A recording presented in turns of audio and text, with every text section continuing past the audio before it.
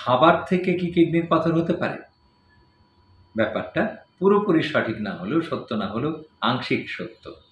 এই জন্যে বলছি, বেশ কিছু খাবার আছে, যেমন ধরুন গাজর, মূলা, কপি, কচু, পালং শাক, পুঁই শাক, আবার নতুন করে আমদানি হচ্ছে অ্যাসপারাগাস, এরকম খাবার, এবং তার সাথে বাদাম, চকলেট, কোল্ড ড্রিঙ্কস, এই খাবারগুলি যাদের প্রবণতা আছে পাথর হওয়ার, হয়তো আগে একবার হয়েছে অথবা ফ্যামিলির মধ্যে কারো পাথর হচ্ছে, তখন এই সব খাবারগুলি যদি বেশি পরিমাণ খাওয়া যায়, ছোট্ট এক লোকমা খেলেন তাহলে হয়তো হবে না, কিন্তু যদি প্রত্যেক দিন বেশি পরিমাণ পালং শাক, পুঁই শাক, কপি, কচু, গাজর, মূলা এসব খেয়ে থাকেন, তাহলে পাথর হওয়ার সম্ভাবনা বেড়ে যাবে।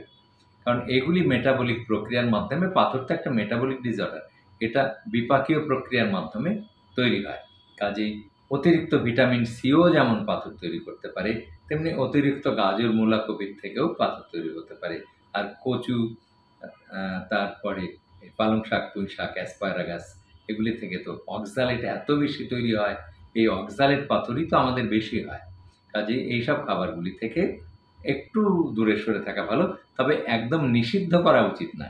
আপনি অল্প অল্প খাবেন, মাঝে মাঝে খাবেন।